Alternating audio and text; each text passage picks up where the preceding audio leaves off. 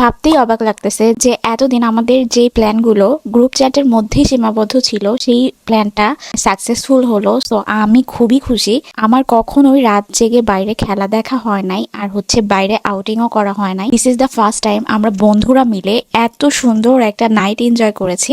সেটা নিয়েই থাকবে আজকের ভিডিও। মেইনলি সেদিন আমরা গিয়েছিলাম আর্জেন্টিনার সেমিফাইনাল ম্যাচ দেখার জন্য। ম্যাচ দেখেছি তো রাতে, তো সকাল থেকে আমি কি কি কাজ করেছি সেটাও কিন্তু শেয়ার করবো। তো সকাল সকাল আমি রেডি হয়ে চলে গিয়েছিলাম আমার শুটে। সেদিন আমার দুইটা শুট ছিল, আর ফার্স্ট শুটে গিয়েছি, আর গিয়ে তো খুবই আরাম করে একটা ড্রিঙ্কস খেলাম। আর দিস ইজ দ্য প্লেস। তো হ্যাঁ, এখানে কিন্তু আমি খুব মজার একটা খাবার খাইছি। ডিটেলস ভিডিও কিন্তু আমি শেয়ার করেছি অলরেডি, তো তোমরা চাইলে কিন্তু দেখে আসতে পারো। আমরা অনেকক্ষণ আড্ডা দিলাম। এরপরে আমাদের নেক্সট স্পট গুলশানে। গুলশানে আমরা রিক্সা করে চলে যাই। সেদিনের ওয়েদারটা এত সুন্দর ছিল। তো আমাদের গুলশানের রোডঘাট তো এমনি অনেক সুন্দর, খুবই ভালো লাগতেছিল। এবং লাস্টের দিকে কিন্তু আমরা ভালো পরিমাণে জ্যামও পাইছি। তো জ্যাম ট্যাম ঠেলে লাস্টে একদম ফাইনালি আমরা পৌঁছালাম। সিটির উপরেই আমাদের শুটটা ছিল একটা বুফেতে, and this is the last place. তোমরা কারা কারা বুফেতে গিয়ে ভাত, ডাল, ভর্তা, গরু মাংস খাও বলো তো? আমার না বুফেতে গেলে একদম খিদা চলে যায়।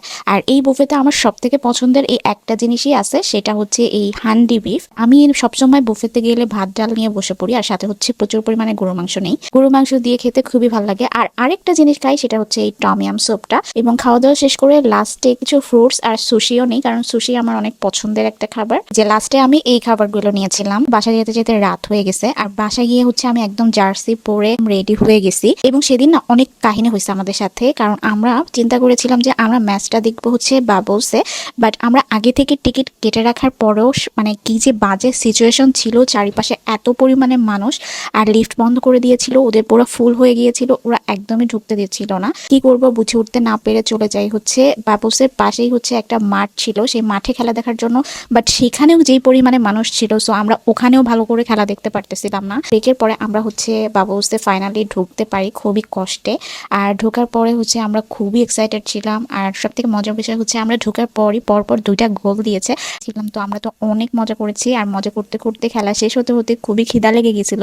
ওখান থেকেই অর্ডার করে নেই, সবাই যে যার মতন খাওয়া দাওয়া করলাম। বাট বাবলসের খাবার আমার কাছে একদমই ভালো লাগে না। সেমিফাইনাল থেকে আর্জেন্টিনা সেদিন ফাইনালে উঠেছিল। খাওয়া দাওয়া করে আমরা এখন নেমে যাবো, বাজে সকাল 5টা।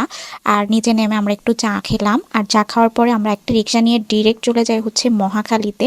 মহাখালীতে গিয়ে আমরা দূরবীন বাংলায় সকালের নাস্তাটা করেছি। দূরবীন বাংলায় সকালের নাস্তার জন্য বেস্ট আমি বলবো। আর ওদের প্রত্যেকটা খাবার খুবই মজা, আর ওদের খাবার মজা হওয়ার কারণে প্রচুর পরিমাণে ভিড় থাকে। আমাদের প্লাগ ভালো ছিল, ফার্স্ট স্লটেই আমরা ঢুকে যেতে পেরেছিলাম। পুরো 1.5 ঘন্টার মতন ওয়েট করেছি। যাই হোক, ফাইনালি আমরা দূরবীন বাংলাতে ঢুকতে পেরেছি। আর আমাদের সবাইকে এত এক্সস্টেড লাগছিল। যত এক্সস্টেড লাগুক না কেন, খাবারগুলো যখন এসেছে তখন আমাদের মন এত ভালো হয়ে গেছে।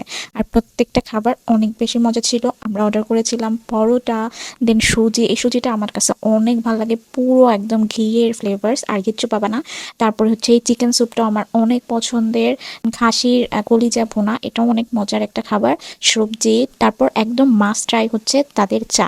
এই চাটা এত রিফ্রেশিং, সারা রাজ্যে আমরা এত হই হুল্লা করছি, এই চাটা খাওয়ার পর এত ভালো লাগছে।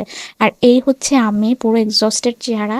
এখন তাড়াতাড়ি করে বাসায় গিয়ে দিব গোসল করে একটা ঘুম। আর এই ছিল আমার আজকের ভিডিও। তোমাদের কেমন লেগেছে জানাবা কিন্তু। Thanks for watching. For more don't forget to follow me.